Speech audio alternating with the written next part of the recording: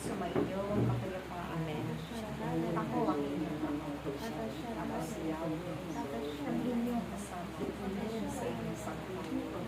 Ang siyang nagtatanggap ng mga bagay na dapat inunutin sa araw-araw. Sapagkat ako ang Diyos na patuloy na iyon sa inyong mga aking mga anak. Patuloy kayong humayo. Patuloy ninyong gampanan ang inyong mga pagpili sapagkat dito kayo pagpapalala.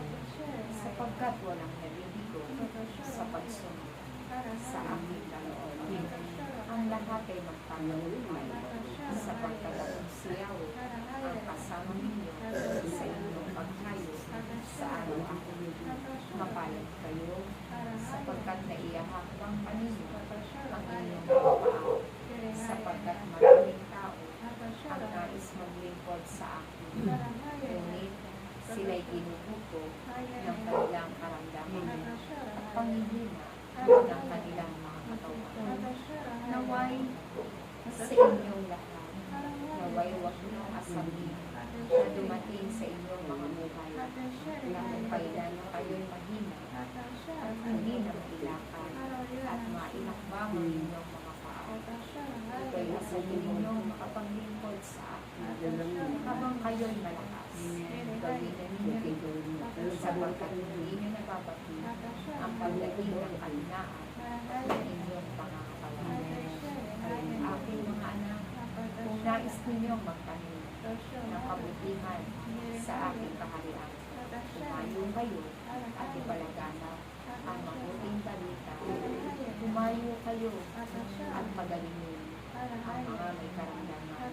Humayo kayo at palakasin ang pananampalataya ng mga tao pinaghihinaan. Humayo kayo at ipakilala ang aking pangalan. Kaya aking mga anak, sa inyong paghayo, batid kung marami kayong naiinom sa inyong mga tahanan. Batid kong iilan lamang ang laman ng inyong mga bulsa at hawak ng inyong mga kamay. Ngunit huwag kayong mag-alala sa bawat lugar na inyong pupuntahan. Naroon ang kasalanan at ito'y dadaloy sa inyong mga kamay. At gayon din, kayo'y aking bubusugin sapagkat ang siyaw ay Diyos na mayaman sa lahat. Kaya ang aking mga anak, huwag kayong panghinaan ng loob. Kung kayo man ay walang hawak na pananalapi, gamitin ninyo ang inyong mga paa sapagkat sa pamamagitan ng inyong paghayo, kahit ang paghakbang sa lugar na inyong pupuntahan, iyan ay aking palalakasin.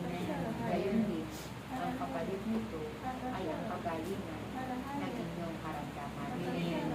Iyan ang aking sinasabi sapagkat iyan ang aking pangako para sa inyong lahat. Kaya't matuto kayong sumunod na mayroong pag-ibig na puno ng kababaang loob at katapatan sa aking tuwain upang makita ninyo na tapat ang pangako ni Yahweh na akong Diyos na inyong tinatawag. Ako ang simula at ang wakas. Kaya't kung kayo ay naririto, mapalad kayo sapagkat ako ang tumili at tumira sa inyong lahat.